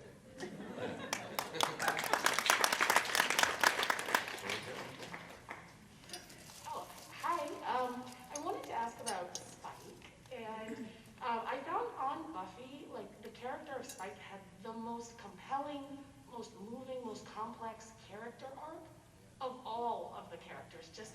And so I'm really curious, how much, when you first debuted on the show, how much were you aware of the plans for Spike, of the arc that you would eventually take, and how did that inform how you played Spike from the start till the end? Good question. The original plan for Spike was that he would die after 5 episodes. Oh. The plan for the season was that, you know, that's when Buffy and Angel would finally get together. Then Angel goes evil because of the curse, and he would kill me off and take up with Drusilla so that Buffy can have a broken heart. That was the whole thing. And they only built me up to be so cool so that when Angel killed me, he would be cool. And then they didn't kill me off. Because of your acting.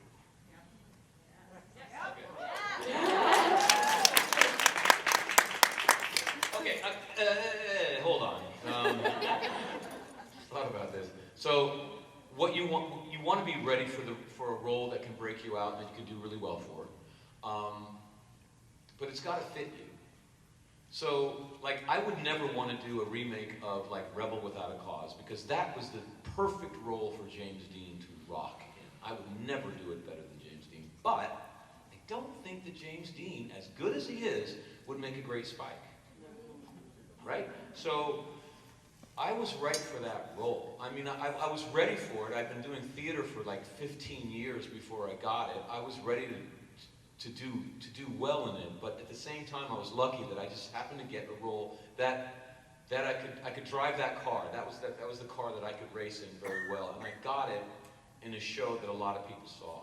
So anyway, so back to your question. So when did redemption enter the picture? Much later. You know, like I was. Joss once told me he was not interested in that Anne Rice stuff. You know, he didn't want. Vampires were just metaphors for the challenges that you get over in adolescence. They were designed to be overcome. He didn't want vampires like, oh, I feel for that vampire. Oh, I understand that vampire. No. Vampires were just demons that you're supposed to kill off, period. And He got talked into one Anne Rice vampire. That was Angel. It wasn't his idea. And it was just one, no more. Because Angel just took off like a shot. He's like, they're going to ruin my theme if we keep doing that. And then I came along, and he didn't design me that way, but the audience reacted that way. If it would have been me in his shoes, I'd have killed Spike off after 2 episodes. Like as soon as the audience selected, oh, give us more of that. I'm like, out. But they were braver than I am. They were more creative than I am. And so having not killed me off, the problem was what do we do with him? And I am a character now diametrically opposed to the theme. And how do you fit a character like that into the show? So that's why the character veered and swerved. They were trying to figure him out and trying to find a way that he would fit in this universe. And it really was, like, they would come up to me in the beginning of every season and just say, we have no idea what to do with you this year. we have the idea, we have the story arc for the season, we have everyone else's story arcs, we've got nothing for you. And I would always be like, well, you're paying me, figure it out. And so yeah, it was really kind of a happy accident, the whole thing. It was not really planned. Like most character arcs have a clean beginning, middle, and end, and it's an arc like this. And Spike was just swooping and soaring and doing all this weird stuff because they were just like, what do? We don't know. Well, it was the star of the show, so. Let's take one from over here. Hi, I'm sorry. First, I would be remiss if I didn't say, Sam, I loved you on Freaks and Geeks so thanks very much. much. You're my favorite character. Thank you, it's very sweet of you. What's your question for James? Okay, I love you too, James. Buffy is my favorite show of all time, but many of your female co-stars have come out recently, shared their negative experiences on set, and I was wondering how you reconcile that with your own experiences and how you might reconcile that with Buffy's legacy as a feminist and empowering show. Good question. I think that artists make art about what they think is important and what they want to be true, and often fail to live up to those ideals. I think in general it's kind of true of my country. I think I'm in love with this country because of the ideals that are indoctrinated, they're encoded in the Declaration of Independence and the Constitution. And I don't know that we've ever lived up to them. But we keep trying. And I love my country because it keeps trying. Not that it's perfect. When I got, I was in season 2, so Joss was around at that point, but I was in about 10 episodes, and I was just a sub character. Then I was in 1 episode in season 3. By the time I got into it, being a regular in every episode in season 4, Joss was gone doing Angel. By the time I got over to Angel, Joss was gone again doing Firefly. So for me, Marty Noxon ran the show. She's the showrunner to me. And that's my experience. Joss would come and direct sometimes, and this is the thing I was the most, this is so selfish of me, but whenever Joss came to direct, I had 1 scene, or half a scene. I thought he hated me. Because those were always really great episodes, but I was always sidelined when he came on. Whenever he showed up, I was like, oh, I got the week off.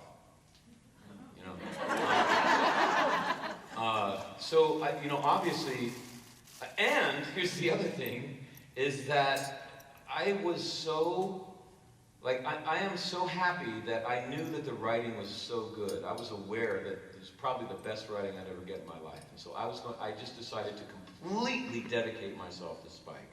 To have no personal life, to have no relationships, and just be Spike as long as it lasted.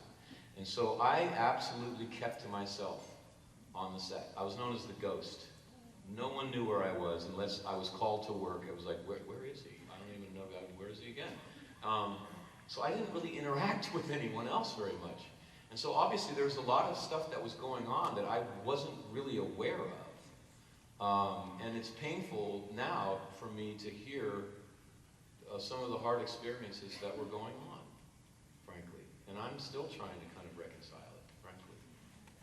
But I think at the end of the day, this is, going back to your question of why I got into theater, was that that I found, like I came from a really dysfunctional family, and I got to theater, and it was a bunch of imperfect people, and some of us wounded people, who were able to nevertheless come together with some harmony and create something worthwhile, and then give it to the audience, and make it with the audience night after night. And I think that I still love Buffy because a bunch of wounded and imperfect people were still able to come together and make something that was useful.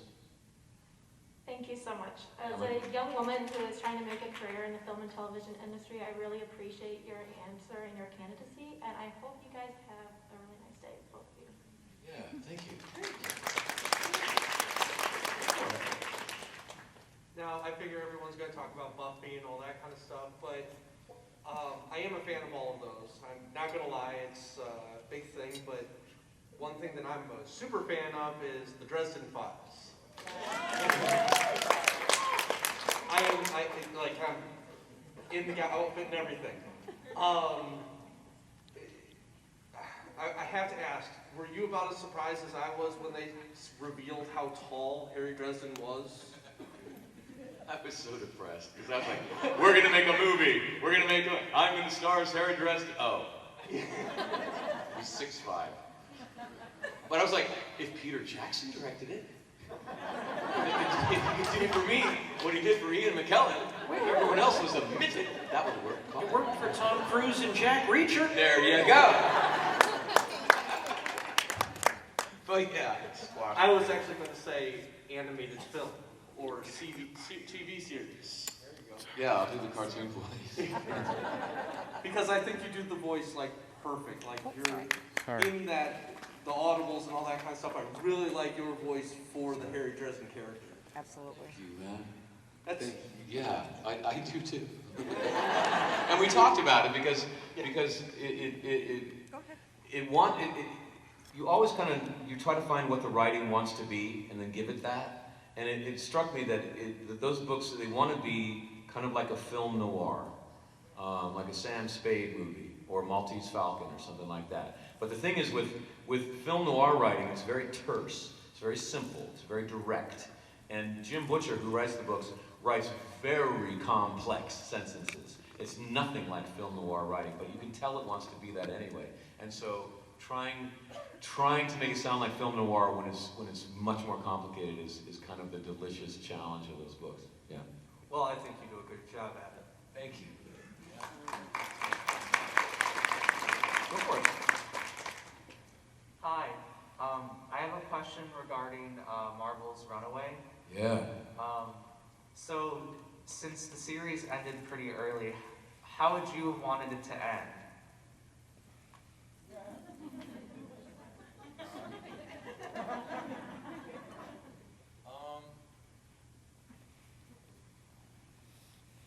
It's an interesting question because I think that the TV show had a slightly different take than the comics, which were really good.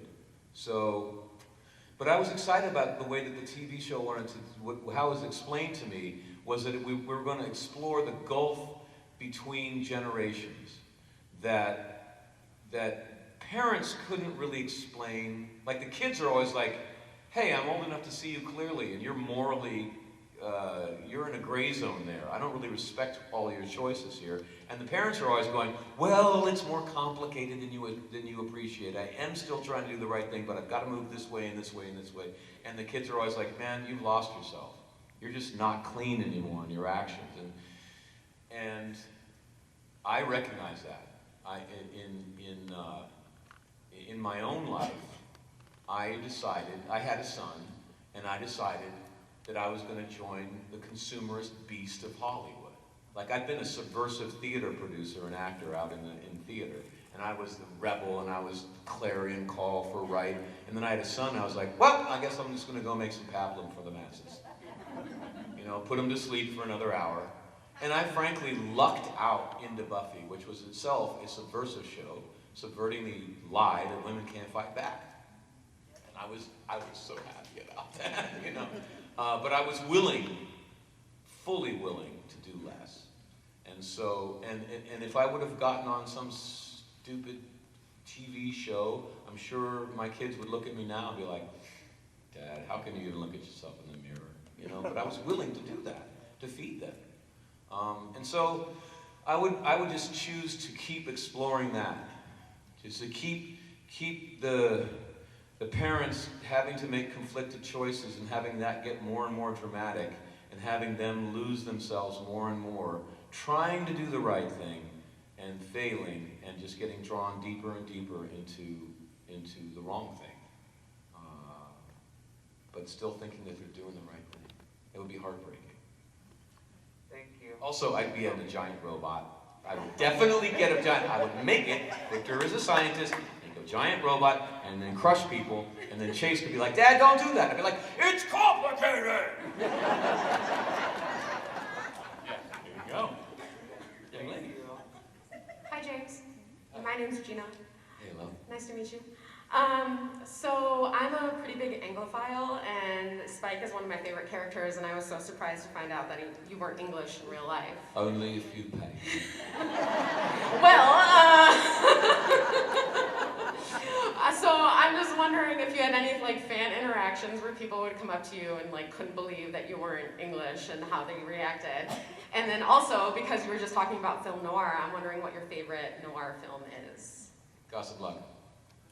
I got to see that on the big screen. Like when I was at Juilliard in New York, they had this theater that I used to go there because it was $3 for 2 movies and they had air conditioning, which I didn't have in my apartment. But one time was Casablanca and Maltese Falcon as a double feature.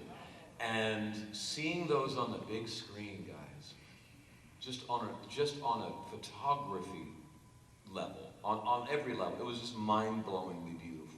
I just, oh my God, so good. Yeah, Casablanca for sure.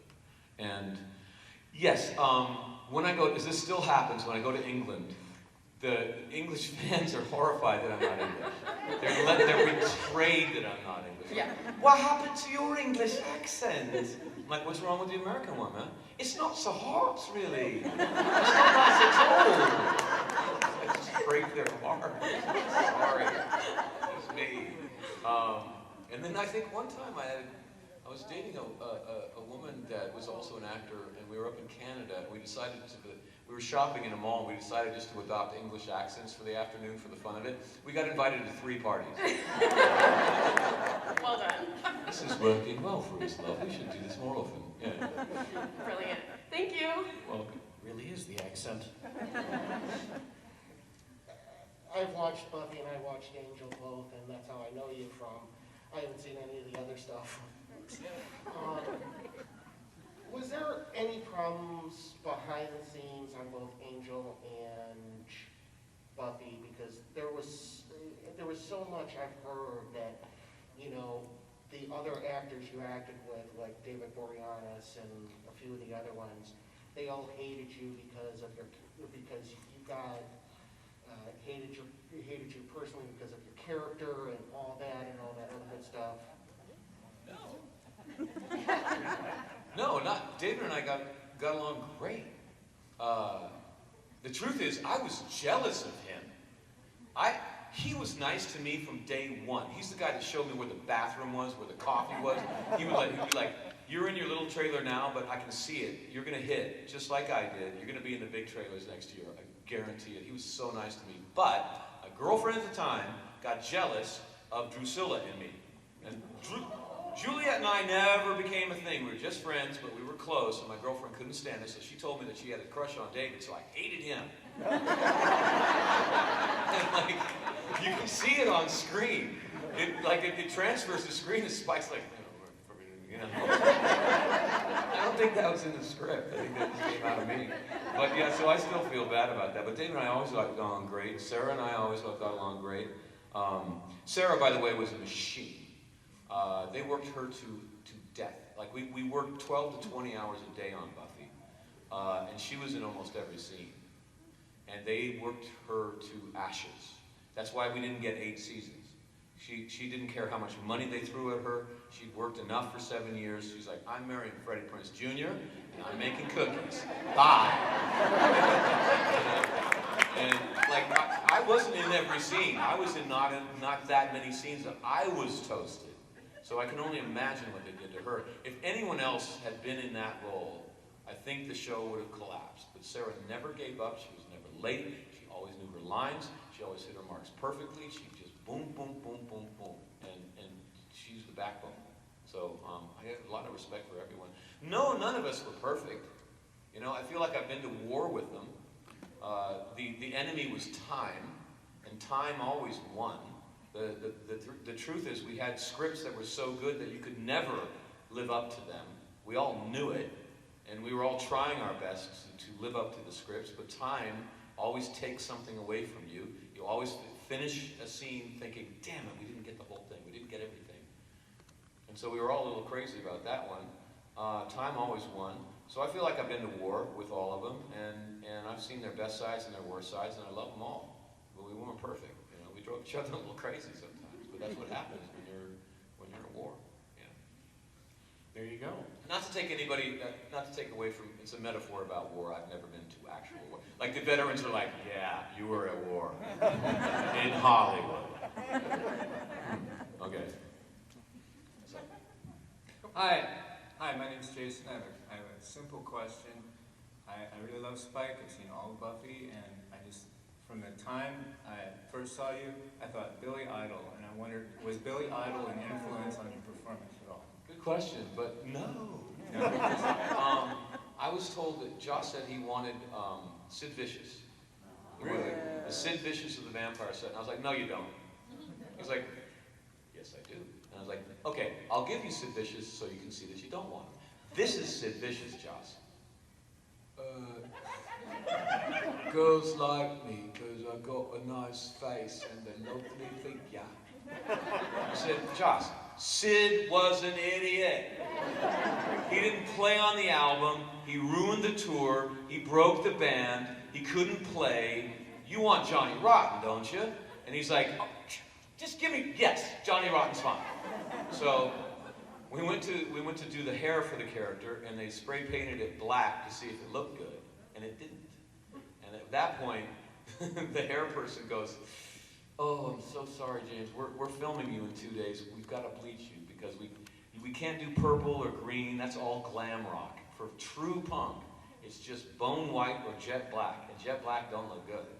So we're going to bleach you now, and tomorrow we're going to bleach you again. And that's going to hurt really bad, but we have no choice right now. And so they did.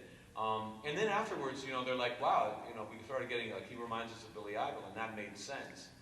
And it just took away, I could never sneer. Like, even, like Johnny Rotten, that's punk, man, sneer, But he was so iconic, he was so known for that, I knew that that's the one thing I could not do, that one punk thing I could never sneer. Yeah. Okay, well, thank you. Yeah, my pleasure. We only have about 7 minutes left, so I don't know that we'll be able to get to every question, but that's too much, guys. I'm sorry. No, it's okay. Go visit him at his table if yes, he doesn't get maybe. your question. No. Yes. Mouse.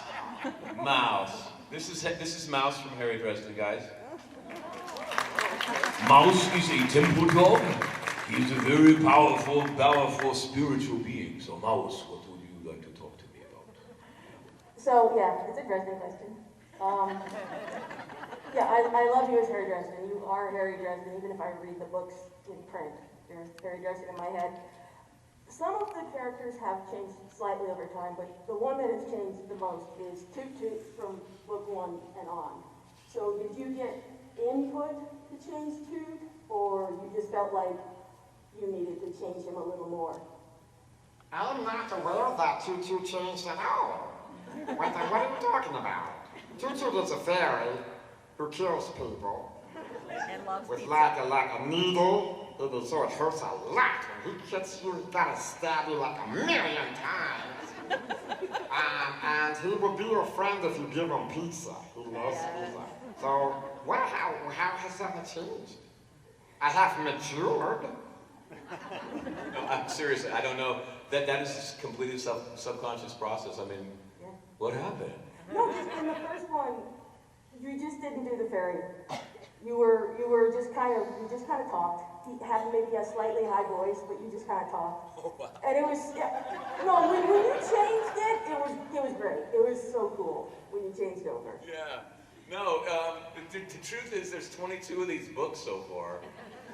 And I didn't know what the hell I was doing when I started. I'd never done a book on tape before. So, and there's hundreds of characters. We have to have audio files. Now we do this. We have audio files of every character, so I have a reference and they don't migrate and change.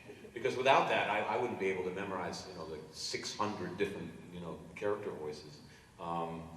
And that's all I got. That's the only excuse I have. I just didn't know what I was doing yet. Yeah. Thanks, James. Sorry.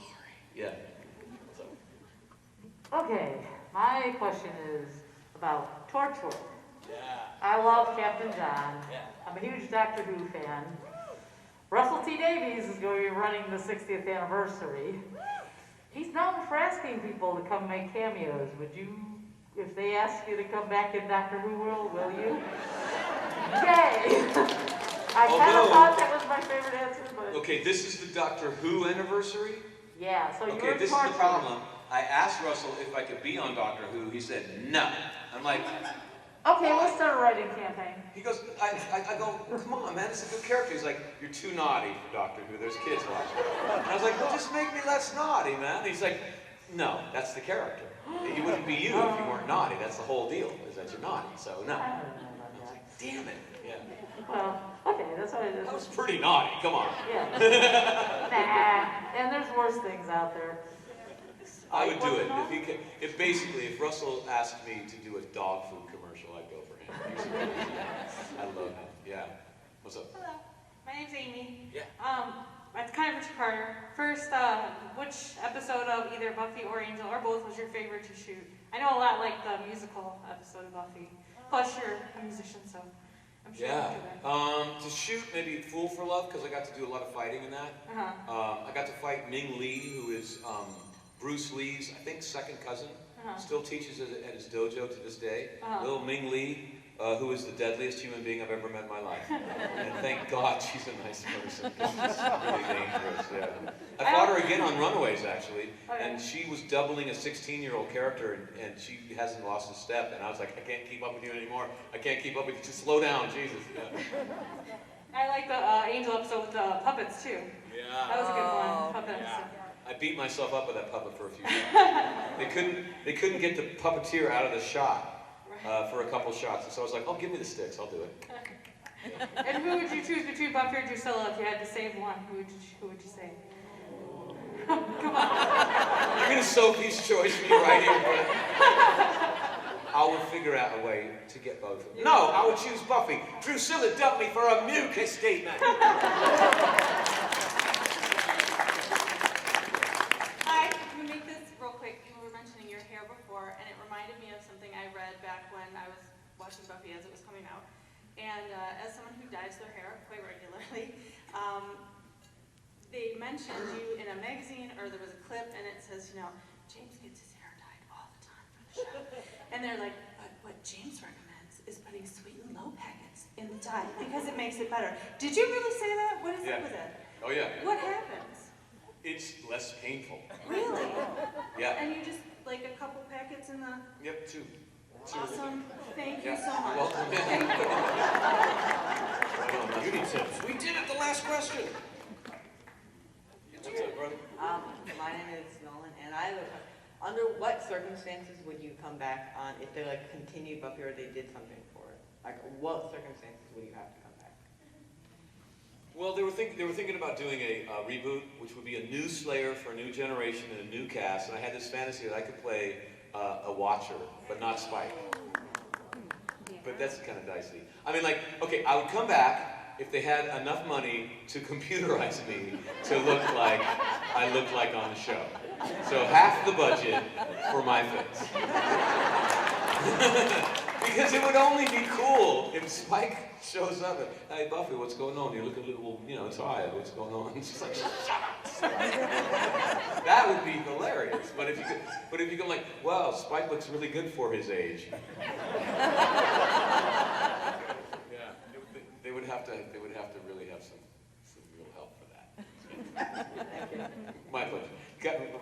right, we have 1 minute left, and I want to ask you about your band, your music. Yeah. Where can people come see you? Where can they find your music, man? Right now we're online.